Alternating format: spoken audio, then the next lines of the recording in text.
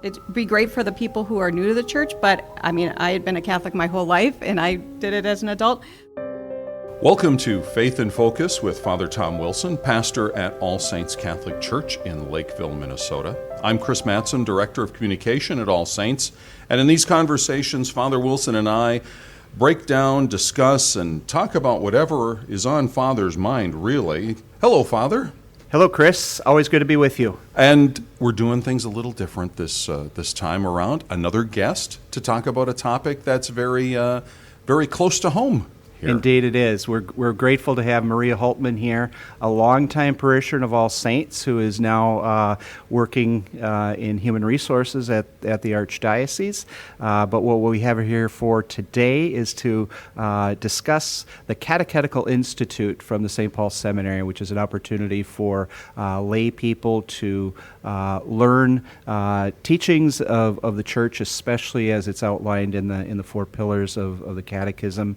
And so, Maria, why don't you just give us a little summary about what the Catechetical Institute is? Sure. The Catechetical Institute is a program specifically for adult lay people, equipping us to defend, articulate, and live our Catholic faith by understanding the four pillars of the Catechism, the Creed, the Sacraments, the moral life, and prayer. And there are just outstanding instructors. We meet one time a week on Mondays, and we have these wonderful speakers come in and share those aspects of the pillars of the Catechism. Yeah, I can second the quality of the teaching. A number of the people that teach in the program have been colleagues of mine in the priesthood, but also many outstanding lay teachers of the faith. And really, the seminary does a great job of collecting the best of the best that we have in the Archdiocese to teach that. How did you get into it in the first place, and when did you do it? I did it I started in 2017 in the class of St. Padre Pio, and I learned about it from other parishioners, including members of my original small group who had done it before me and had been recommending it for many years, and the timing was right in 2017 for me to do it because it was at Mary Mother of the Church in Burnsville, which was very convenient, which, again, this year it's going to be very convenient is why I think we're promoting it with extra enthusiasm. Yeah, absolutely. That word of mouth, that's the way the gospel was passed in the first century, and it's most effectively passed now. And we are very blessed. The Catechetical Institute will be at St. John Newman in its live version. They do have remote video versions as well, but I think most of us can probably suggest and believe that being present live is going to be the most effective way of being part of that. Absolutely. I really appreciated being in person with the other classmates and with the speakers to just to have that community and dialogue during and following our sessions. Yeah. We're a little bit off script here, Maria, but has anyone that you've ever talked to, maybe part of your class or others maybe who've gone before or after you, ever reflected to you that maybe they were a little hesitant about doing this, but somebody that cared about them, that knew them, maybe their priest or friend in the parish said, you know what, I think you should do this and maybe you should, and went in maybe tiptoeing, but came out the other end saying, thanks be to God, I did this? Absolutely. Many people have said something like that, including myself. I haven't been in school for a number of years. How much am I going to have to study? Do I have to read? Do I have to write essays? And truly, it's not a big burden at all. It's joyful because you're doing the reading each week for, preparing for what you're going to be studying. And there's just a reflection at the end of each semester that you write. And it really wasn't as scary as I or anyone else thought it was. So there's preparation, but not homework. There's not homework, right. Yeah, that's a good way to do it because we're all afraid of homework, aren't we? Yeah, no, I agree. I think it's designed in an adult learning model where most of the learning is done actually in the interactions and in person rather than in hard and intense reading and study. Although there always has to be some of that. Can you give me and give our listeners maybe one or two reasons that this might be beneficial for them? Yes. For myself, it was beneficial just to have a better understanding of the tenets of our faith, which maybe I wasn't catechized as well as I was growing up, because there were things that I was like, how did I never know this? And so for one, you're learning from people who really know the right answers. And you're able to then articulate that and share that with your family, your friends. And so that was something I took away. And then for me personally, it just inspired me to continue wanting to learn more. Yeah, and I can just say as a priest, one of the things that I've noticed in working with families, maybe things that almost everybody goes through in terms of planning a funeral or preparing for marriage or whatever, is that oftentimes people will show up not being fully aware of either what the church teaches, or maybe more importantly, why the church teaches something about that particular area, and for me, it's too late. I mean, it's too late. It's too late to be teaching about from the ground up about the sacrament of marriage when a couple is coming in to be prepared to get married.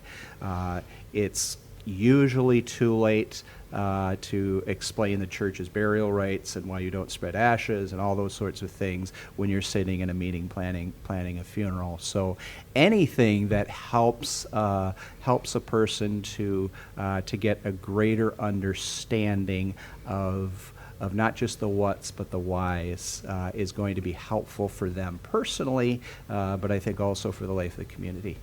Absolutely. And the catechism, once you've studied it and you know it, you can go back to it and I know where the answer is. Mm-hmm. And so you're not going to remember everything, but you know exactly where to go to find it. Yeah. I was just thinking about, we're past Easter. We've had a number of people join the church through the OCIA.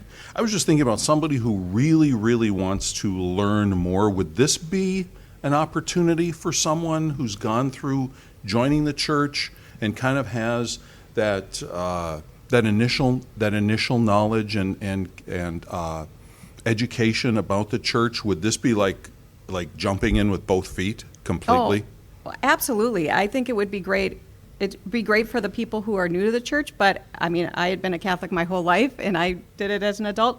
We have some of the men preparing for the diaconate were some of my classmates. We had some consecrated sisters who were my classmates. So people at all levels of, formation can participate. Yeah, that's what I've seen too as well. I think it's deliberately designed so that it will be beneficial for people who may have a certain degree of education and formation, but it won't be intimidating for those who maybe feel like they don't. And so everybody fits. Can you share a little bit about how it works practically in terms of large group, small group, that kind of thing? Sure. So we met every Monday, and the first part is a lecture, and then you're assigned into a small group to go and reflect on the lecture together, and to maybe reflect on, okay, last week we learned about this, we did some reflection on that, and so you have like a smaller group that you get to work with every week. And then it runs kind of the school year, so it's 2 semesters really, and there are a couple Saturday sessions too where they do additional formation. But the other great thing about the small groups are, things come up in life. If you happen to miss a class, you have, friends in the class who can share notes and such. So it's, you don't feel quite as pressured on catching up. It's the same. Is it the same people then from week to week in that small group? In that semester. And then each semester you're in a new small group. So it really is almost like a brand new small group moving forward. That could move forward. It is. Yeah. I think it's many of the people who have graduated from and have come through the system talk about the small group community as being very, very powerful. And I suspect a lot of people who have been in the Catechetical Institute are leaders and encouragers of our small group system in parishes now that we have in the Archdiocese as well. So, Speak to some of the practical aspects of it. You said you meet on Mondays or whatever day that might be. How long is the course? You said semesters. It's a 2-year. It's two commitment, years. right? Yeah, so 4 semesters, and each of the semesters is set on one of the pillars. So starting in September, they'll start working on the creed. And so for September till November or December, all the lectures will be on the creed, going step by step through the catechism. And then after the holidays, then the spring semester will start, and then they'll move into the sacraments, and so forth for the 2 years. Okay. Yeah, it's really it's a magnificent foundations of the faith, foundations of teaching, which is done in a colloquial way, not intimidating, and I'm personally very much encouraging it for our people, and I think a lot of people see me as a practical human being, and just the fact that it's very, very close to us up at St. John Newman, maybe an 18 to 20 minute drive from All Saints proper to St. John Newman and Egan, and probably a lot of people even closer than that, depending on where they are geographically. This is a perfect opportunity to be able to participate this year with it, and this round of it with it being so close to us, and I would hope that we would have many people from All Saints that would be able and willing and desiring to participate. Any final thoughts, Maria, that you want to share about the program, maybe about your experience or something you didn't mention that you're dying to tell us? Well, I think everyone should prayerfully consider it. It was truly transformational for me, and so I would encourage anyone who has heard this for the first time, or they've heard about it before and they've been thinking about it. It being in the South Metro with us is the perfect opportunity, and so I would encourage. Wonderful. This starts when does it start? September. Starts in September. Registration is August through August 1st. So. Through August 1st, okay. And this is going to be held at St. John Newman in Egan, Minnesota. And if people want to find out more, learn more about it, they can just visit cistudent.com/pillars. cistudent.com/pillars. That's the website for all the information on the program. Thanks for being with us, Maria. Always grateful to you, Chris, for your great moderation and keeping us on track. Thank you, Maria. Thank you for inviting me.